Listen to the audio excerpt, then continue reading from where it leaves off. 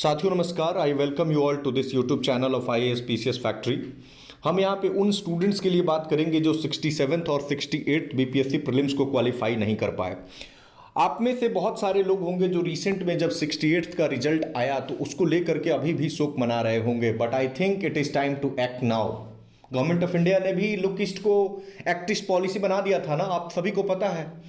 तो अब समय है एक्ट करने का, और आपको कैसे एक्ट करना है, आखिर क्या कारण है कि आप 2 बार प्रीलिम्स नहीं क्लियर कर पाए हैं, इन सारे मुद्दों को हम डिस्कस करेंगे। और एटीट्यूडनल एस्पेक्ट पे भी मैं बात करूंगा कि आखिर जो बच्चा क्वालिफाई कर रहा है या कर रही है उनके और आप में क्या डिफरेंस है, हम उन्हीं एस्पेक्ट की बात करेंगे। देखिए, आपने टॉम एंड जेरी की कहानी इवन एस्पिरेंट वेब सीरीज में भी सुना होगा, और वो रियल लाइफ में बहुत ही प्रैक्टिकल चीज है कि टॉम अपनी रोटी के लिए लड़ता है और जेरी अपने सर्वाइवल के लिए। तो अगर आपका ये सिर्फ एक जॉब के रूप में अगर आप इसको देखते हैं तो ट्रस्ट मी बहुत डिफिकल्ट है जो मोटिवेशन है उसको बनाए रखना। आज आपको आकर के कोई मोटिवेट कर सकता है, कल आकर के आपको कोई मोटिवेट कर देगा, बट क्या हर समय आपको मोटिवेट कोई करेगा? क्या आपको बहुत जी जान लगा के इस एग्जामिनेशन की तैयारी करनी है। और इसमें मैं मानता हूं ना कि अगर आप जी जान लगा करके और फेल भी हो जाएं इस परीक्षा में ना, तो आज से कुछ वर्षों के बाद जब आप प्रिपरेशन छोड़ भी देंगे आपको सुकून की अनुभूति होगी, और जो मेहनत करने की जो क्षमता आप में डेवलप होगी ना, तो लाइफ के किसी भी फील्ड में आप सक्सेसफुल हो सकते हैं। लेकिन अगर आपको पता है deep with in your heart, अगर आपने कहीं से भी कि हाँ मैंने मेहनत नहीं किया था, मैं टाइम पास कर रहा था या मैं टाइम पास कर रही थी इधर उधर के कामों में, मैं कर सकता था, मेरे अंदर पोटेंशियल था, मैं कर सकती थी, मुझे पता थी चीज़ें, लेकिन इस वजह से उस वजह से नहीं कर पाए, मैं कहता हूं कि सारी चीज़ों को साइड कर दो। जो चीज़ें पोस्टपोन की जा सकती हैं उन सारी चीज़ों को आप पोस्टपोन करो। और please 67th and 68th BPSC back to back हुआ है, 5 से 6 महीने के अंतराल में 2 प्रीलिम्स देने का मौका मिला था, एंड अगेन आपके पास 6 महीना के अंदर एक और प्रीलिम्स देने का मौका है। और मैं कहता हूं कि अगर इस बार आप चूकते हैं तो यकीन मानिए कि उसके बाद सीधे 1-1.5 साल के बाद आपको प्रीलिम्स देखने का मौका मिलेगा। तो समझिए कि उसके बाद आपको फिर वही जो आपको करना होगा लाइफ में वो करेंगे। और मैंने अपनी एक्सपीरियंस से सीखा है कि मतलब जीवन में सबसे बड़ा दुख क्या है ना, तो जीवन में बहुत सारे लोगों के लिए बहुत चीज़ें हो सकती हैं, बट मैंने रिसेंटली एक चीज़ डिस्कवर किया है कि जीवन में सबसे बड़ा दुख ये है, वन ऑफ द कह लेंगे तो ज़्यादा बढ़िया होगा, जब आपको ये एहसास होता है कि हम किसी अच्छे पोस्ट पे हो सकते थे, हमारे अंदर वो काबिलियत थी, और हम किसी ऐसे व्यक्ति का ऑर्डर फॉलो कर रहे हैं दिन प्रतिदिन जो मुझे लगता है कि मेरा ऑर्डर फॉलो करने लायक है, उसकी इंटेलेक्ट मतलब जो भी है, मुझे ऐसा लगता है कि ये चीज़ें बहुत अंदर से आपको खाई जाती है। जब आपको लगता है कि सामने वाला व्यक्ति जो है आपको रोज ऑर्डर दे रहा है और आपको रोज ऑर्डर फॉलो करना पड़ रहा है, इवन कई बार इरैशनल ऑर्डर्स आपको फॉलो करने पड़ रहे हैं, तो ये चीज़ें बहुत ही दिक्कत वाली बात होती है। तो मुझे लगता है कि जब अभी आपके पास टाइम है तो ये चीज़ें अभी आपको बहुत मतलब अच्छे तरीके से अपने प्रिपरेशन को करके और आपको आगे बढ़ने की कोशिश करनी चाहिए। एक चीज़ और है, मतलब आप इमेजिन कीजिए ना कि कल के डेट में, कल जैसे आप कहीं कुछ ना कुछ काम तो करेंगे ना, ऐसा तो नहीं है कि चलो प्रिपरेशन छोड़ दोगे तो घर पे जा करके बैठ करके और आपको घर वाले ज़िंदगी भर आपको खाना खिलाते रहेंगे, ऐसा तो नहीं होने वाला है।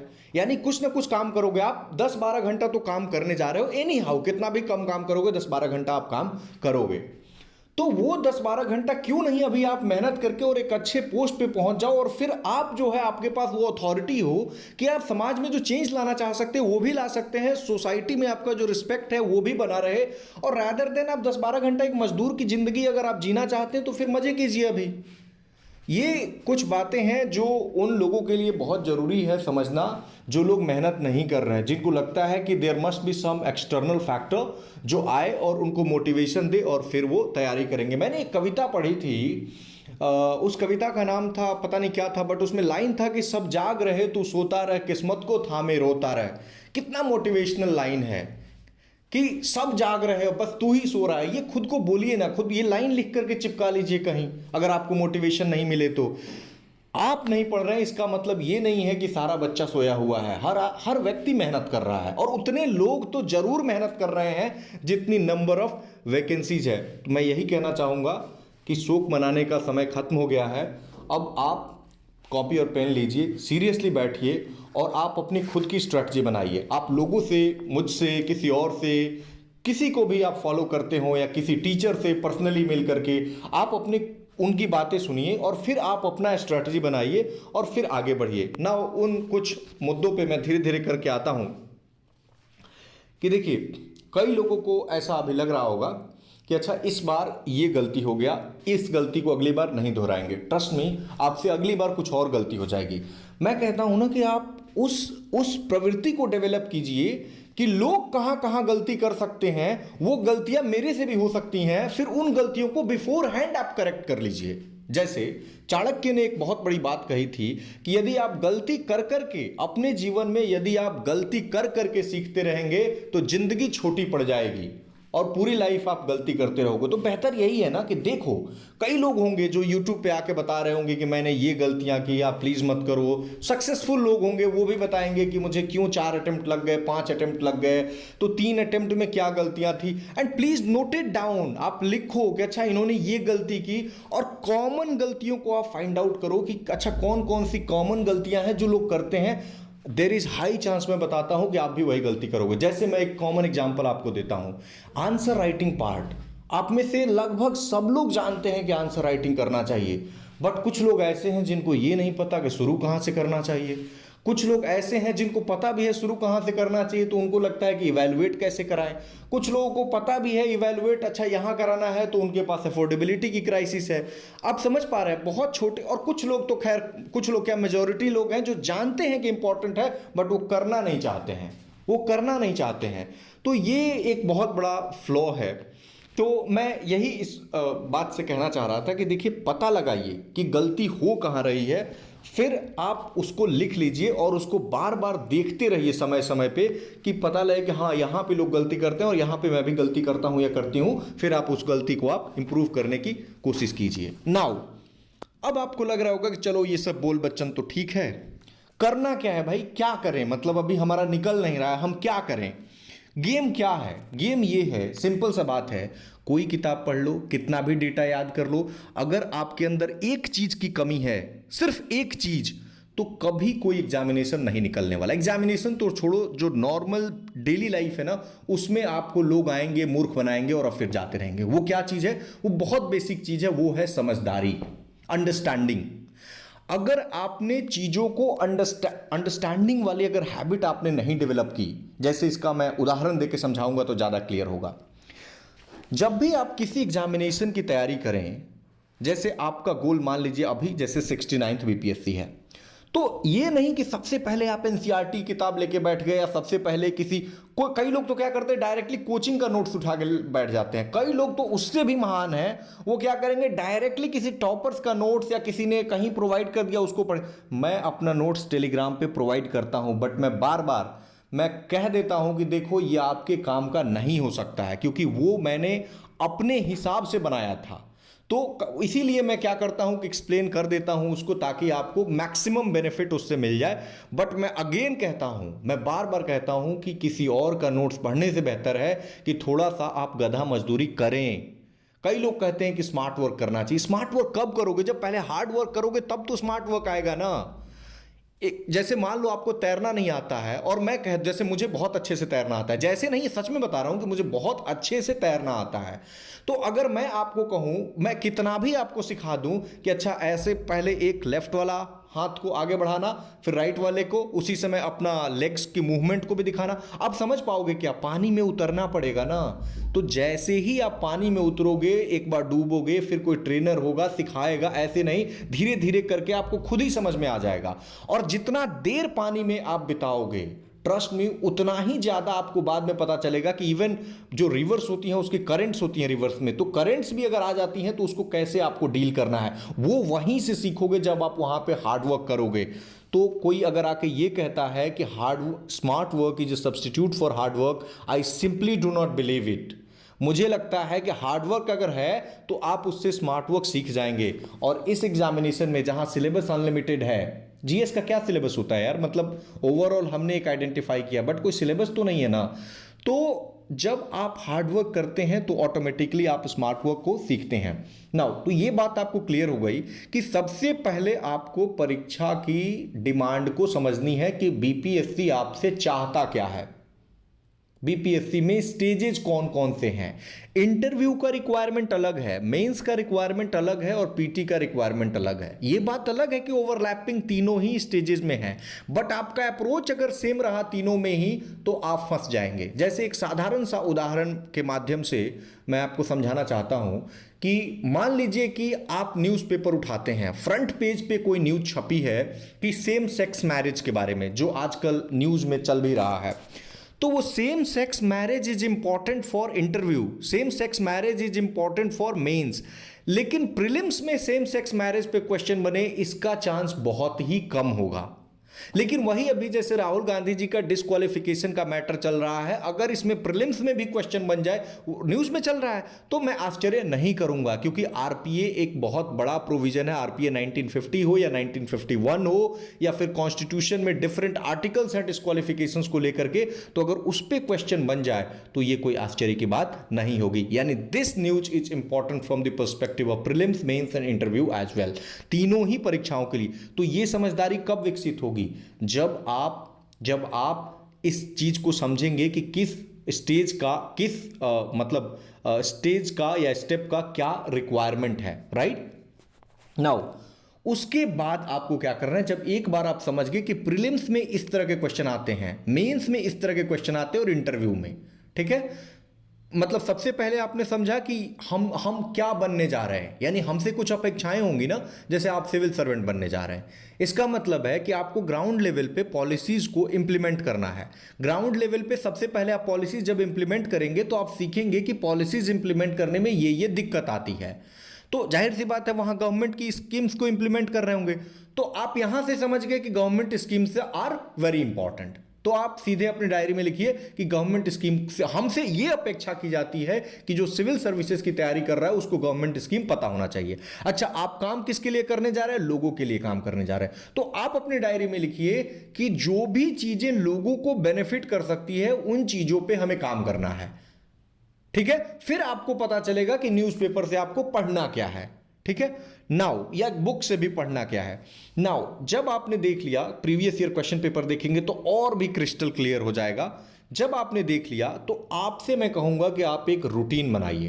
अभी से अगले 6 महीने का आप धीरे धीरे करके रूटीन में, आज से लेकर के लगातार 6 महीना का बना देंगे तो वो चल नहीं पाएगा। आप वीकली कम से कम प्लान बनाइए। कल सुबह क्यों, आज शाम को प्लान बनाने बैठिए। अगर आप सिंसियर एस्पिरेंट हैं तो आज शाम को ही, मतलब आज रात में ही प्लान बनाइए कि मुझे कल क्या क्या करना है। कम से कम एक दिन का तो प्लान हो सकता है ना यार। मतलब कल सोचो ना, मतलब अगर आप कल का प्लान नहीं बना पा रहे हो, कितना बड़ा फ्लॉ है एक दिन का आपके लाइफ में कि कल क्या करना है कुछ पता ही नहीं है। तो आप कल का प्लान बनाओ। उस प्लान में क्या होना चाहिए कि 2 सब्जेक्ट उठाओ कोई भी, एक तो न्यूज़पेपर होगा, कोई एक न्यूज़पेपर आप पढ़ो। कई सारे हिंदी माध्यम के विद्यार्थी मुझसे पूछते रहते हैं कि सर अंग्रेजी का तो चलो आप बता देते हो कि द हिंदू पढ़ो, इंडियन एक्सप्रेस पढ़ो। हिंदी के लिए एक ही अखबार है, जनसत्ता। जनसत्ता को आप फॉलो करो, वो इंडियन एक्सप्रेस का अखबार है। उससे बढ़िया हिंदी में अखबार आपको नहीं मिलेगा, मैं चैलेंज के साथ कह रहा हूं। Jansatta is a very good newspaper, आप उसको फॉलो कीजिए। हिंदी के स्टूडेंट्स के लिए समझो कि आप इंडियन एक्सप्रेस पढ़ रहे हो, और अगर हो सके तो इंडियन एक्सप्रेस और द हिंदू में से at least front page, editorial page और थोड़ा सा जो इंटरनेशनल अफेयर्स होता है उसको जरूर देख लिया करो आप। क्योंकि देखो आज के दौर में अगर आप इस मतलब एटीट्यूड के साथ जीते हैं कि मैं इंग्लिश तो नहीं सीखूंगा या नहीं सीखूंगी, तो ये बहुत गलत बात है। आज इंफॉर्मेशन एंड कम्युनिकेशन टेक्नोलॉजी का युग है, मोस्टली आपको पता है चीज़ें इंग्लिश में आती हैं, तो आज नहीं तो कल आपको सीखना ही पड़ेगा। तो क्यों नहीं आज ही आप सीख लें। तो ये काम आप कीजिए। नाउ 2 सब्जेक्ट को चूज कीजिए। कल जब आप प्लान बनाइए तो उसमें 2 सब्जेक्ट को रखिए। जैसे मान लीजिए कि आपका ज्योग्राफी कमजोर है, आपको लगता है यार मैं कुछ भी कर लेता हूं, ज्योग्राफी तो मेरे से होता ही नहीं है, तो आप क्लास 6 की एनसीईआरटी उससे मतलब ये नहीं हो सकता। 6 के एनसीईआरटी से आसान चीज़ कुछ नहीं हो सकती। छठा का एनसीईआरटी से शुरू कीजिए, अभी बहुत टाइम है। और ये चीज़ें जब एनसीईआरटी पढ़ेंगे ना, तो उसकी जो वोकैब्स होंगी ना, वोकेबुलरी जिसे आप कहते हैं, वो बहुत आपको प्ले करेगा जब आप इंटरव्यू दे रहे होंगे, जब आप मेंस का आंसर लिखेंगे, उसमें वो बहुत हेल्प करने वाला है। जो बॉक्स बना होता है, जो डायग्राम्स बने होते हैं, मैप्स बने होते हैं, उनको पूरा पूरा इस्तेमाल कीजिए। तो जैसे आपने एक ज्योग्राफी उठा लिया और दूसरा आपने मान लीजिए उठा लिया इकोनॉमी, आपका कमजोर है तो इकोनॉमी का क्लास 9th का आपने बुक उठाया, ठीक है। बहुत साधारण तरीके से उठाना है। पहली दफा पूरे चैप्टर को पढ़िए, कुछ भी रंगना नहीं है। कई लोग एक लाइन पढ़ेंगे फिर एक लाइन रंगेंगे, दूसरी लाइन पढ़ेंगे दूसरी लाइन रंगेंगे, ये काम नहीं करना है। पहले चैप्टर को पढ़ो, चैप्टर को क्लोज कर दो। जैसे आपने पालमपुर गांव की कहानी अगर आपने पढ़ी तो चैप्टर को क्लोज करो। अब देखो कि अच्छा पालमपुर गांव को क्यों एग्जाम्पल के तौर पे लिया गया है, मतलब इसमें क्या खास बात है। आप अपने गांव से कंपैरिजन कीजिए, फिर देखिए कि क्या देश कैसे आगे बढ़ रहा है। मतलब आप मेंस की भी पर्सपेक्टिव से चीज़ों को सोचा कीजिए, क्योंकि जिस तरह का नेचर ऑफ क्वेश्चन बदल रहा है, मुझे लगता है कि अगर आपका मेंस बढ़िया से तैयार है प्रीलिम्स के पहले, तो आप 10 नंबर तो एडेड एडवांटेज पे हैं, ये बात मान के चलिए। ऐसा नहीं है कि अगर आप सिर्फ प्रीलिम्स की तैयारी करते हैं तो नहीं क्लियर होगा, बट क्या फायदा है यार, मतलब सिर्फ प्रीलिम्स करके भी क्या कर लोगे। वो अगर किसी को मतलब रुपए वगैरह लेने हैं या फिर ये कहलाना है कि हाँ मेरा भी प्रीलिम्स क्लियर हुआ था, ट्रस्ट मी प्रीलिम्स क्लियर हुआ था, मेंस क्लियर हुआ था, कोई पूछने वाला नहीं होगा। अल्टीमेटली आप करते क्या है, पीपल विल जज you on that basis only. तो आपको ये सब थोड़े पल के लिए हवा बनाने से कोई मतलब है नहीं। तो मैं कहूँगा 2 सब्जेक्ट और एक न्यूज़पेपर में फ्रंट पेज एकदम बढ़िया से पढ़ना है। पॉलिटिकल न्यूज बिल्कुल नहीं पढ़नी है, स्पोर्ट्स का न्यूज नहीं पढ़ना है। एक ही बार स्पोर्ट्स प्रीलिम्स में आता है और वो एक ही बार किसी मैगजीन से या कोई जहाँ से भी कोई आप करते हैं वहाँ से कर लेंगे। रोज रोज करने से कोई फ़ायदा है नहीं, आप टाइम का सही इस्तेमाल करें।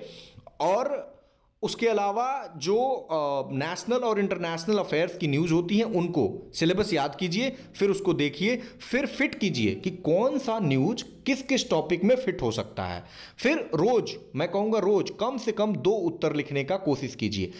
अगर आप 4 पन्ना भी डेली लिखते हैं ना, शुरुआत में 2 पन्ना भी लिखते हैं, मैं तो कहता हूं 1 पन्ना से भी शुरुआत करो ना। आपको लगेगा अच्छा सर कहां से लिखें, कहां से कहीं नहीं लिखना है। एनसीईआरटी का जो पढ़ा ना चैप्टर 6ठी क्लास का, उसी के पीछे का जो क्वेश्चन है ना उसी को करो।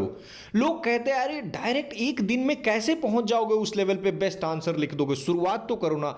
मैं बता रहा हूं कि बहुत सारे टॉपर्स को मैंने सुना और मैं जानता भी हूं जिन लोगों को जो सक्सेसफुल हुए हैं, एक पहला उनका आंसर आधा घंटा उनको लगा था और वो भी इतना गंदा आंसर कि पूछो मत। तो जब वो कर सकते हैं तो आप क्यों नहीं कर सकते हैं। नाउ कल आपका रूटीन भी बन जाएगा 1 दिन का। जैसे ही 1 दिन का फॉलो होता है उसके अगले दिन का, उसके बाद 7 दिन का, और उसके बाद आप मंथली रूटीन बनाएंगे। जब आप पहली रीडिंग मार देते हैं किसी चैप्टर की, उसके बाद आप क्या कीजिएगा कि उसको अंडरलाइन कीजिएगा। अंडरलाइन करने के बाद जब पूरी बुक पढ़ लेते हैं तो फिर से उस किताब को पढ़ने आइएगा और तब नोट्स बना लीजिएगा। आप अपने तरीके से नोट्स बनाइएगा, आपको शॉर्ट नोट्स बनाना हो या जैसा बनाना हो वो कर लीजिएगा, ठीक है।